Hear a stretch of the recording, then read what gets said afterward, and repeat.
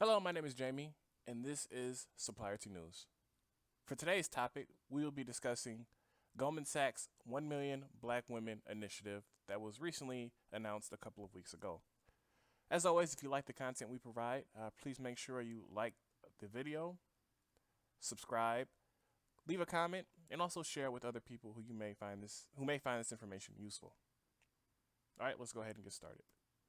So first up, what is the Goldman Sachs 1 Million Black Women Initiative?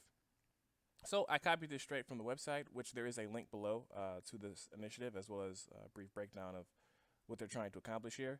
But for this initiative, as you can see, they are trying to positively impact 1 million black women through investments, focusing on the highlighted pieces that you see here. So housing, healthcare, access to capital, education, job creation and workforce advancement, digital connectivity, and financial health. So, essentially, just trying to tackle this from a number of different areas through over the next 10 years. So, in the point next to it, you see that the initiative will invest 10 billion to advance racial equity and economic opportunity by investing in Black women. This will take place over the next 10 years, and it also includes a 100 million philanthropic capital over the next decade.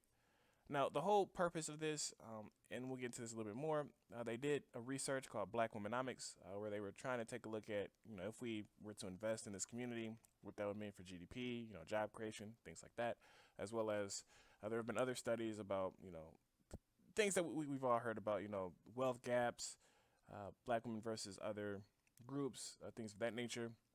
The whole focus around this over the next 10 years is to try to decrease that wealth gap, as well as give black women opportunities that statistically may not have been given to them in the past, or has not been given to them, I should say, with more certainty, has not been given to them in the past.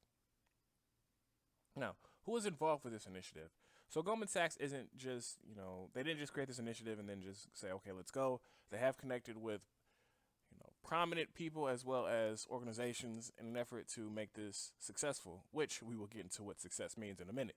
But as you can see, a couple of members of the Advisory Council of Black Leaders, there was a lot of women on this, which is, pretty good. I think there was like a list of about 20 names, maybe 15, 20 names. I believe like 95% of them were women. So, there you go. But just kind of a couple of names here. Secretary Condoleezza Rice, Issa Rae, a couple of those names that you may be familiar with, as well as a number of other ones.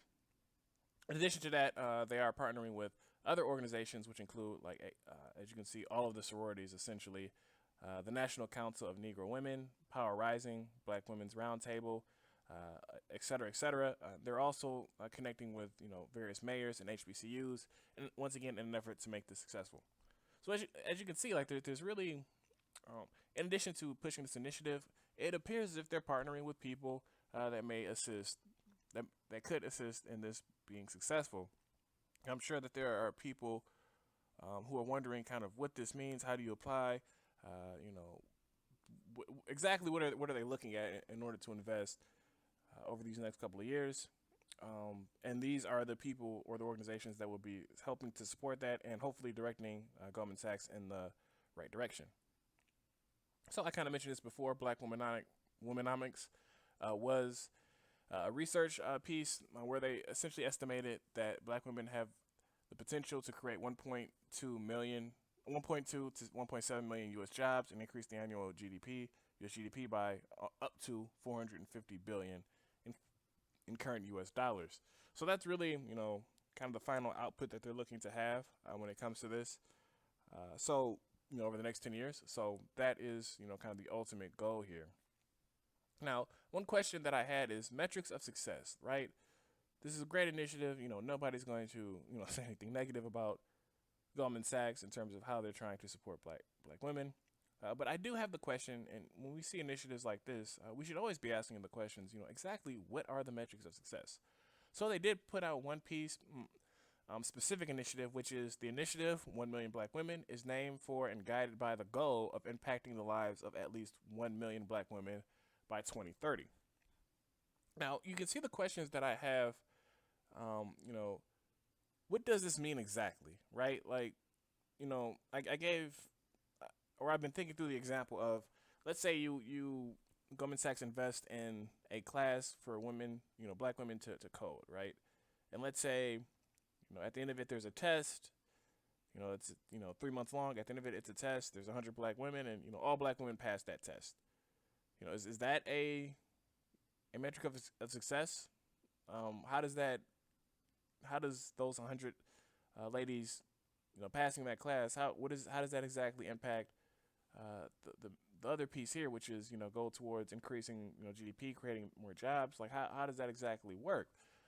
I would like to see kind of some of the, as we move forward, what are they exactly investing in, and what are these metrics that are saying that this is successful, right? Because 10 billion is a lot of money, and I would hope that these metrics would be something that is substantial in black women's lives, in an effort to truly help them, increase their current standing in America. Next up, who is deciding which initiatives are invested in? Should have been a question mark there. I apologize, but that's another good question because again, I'm going to jump back here. This is the advisory council, right? So these people are helping them decide what initiatives they should support, but they aren't actually the people who are making the final decision based off of how I read this. I could be wrong, but based off of how I read this, they're just advising them. They're not making the final decision. So that does, key in on who is deciding which initiatives are invested in, like who are the actual people who have the yes or no answers to this, and what is the criteria in which they are, deciding who to invest in. That is something that, if you're trying to help out black women have the right to know that, right? So that they can understand, again, what are these metrics, what are these requirements, who's the person who's doing this, what is their area of expertise, right, when they're making the final decision. What other businesses have they, had success with, or, if they're looking to invest in other areas such as like healthcare, and what makes you an expert on investing in healthcare, based on the fact that, you're determining the money.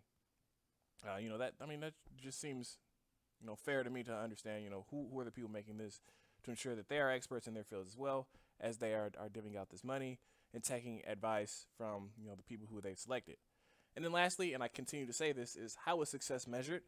That is really important here, because what you don't want is an initiative that, at the end of these 10 years, they say, hey, we gave out $10 billion and congratulations, right? We impacted, 1 million women, and because of the impact that we had of the 1 million women, they all know how to code, for example, in that example. But we don't know, what they're learning how to code led them to. And, the reason why I guess I'm kind of more so pushing this is, I'm giving away my age here. I'm a millennial, and, as you know, college degrees, right? Getting a college degree is expensive. You get it, but what we're seeing is that it's not really transitioning to the career path that a lot of people think that it will.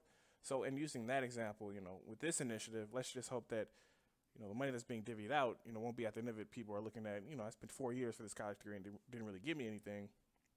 I was supported, however much money, by this initiative, but I don't feel like it really gave me any proper support to, impact my life. So that's more so why I'm asking these questions. And we all should, whenever we see different initiatives like this. I believe it's just right, and I think that if we're all trying to get to the point of impacting 1 million black women and cutting down on GDP, increasing GDP and cutting down on the wealth gap, then these are important questions that we need to ask to ensure that we're moving towards that this initiative is a success. So, with that being said, that's all from me. And once again, thank you so much for listening. And as always, follow if you like or subscribe if you like the video. Leave a like, comment below. Have a conversation. What are your thoughts on this initiative? And share with other people who may be interested in this information. With that being said, thank you so much for your time, and have a great day.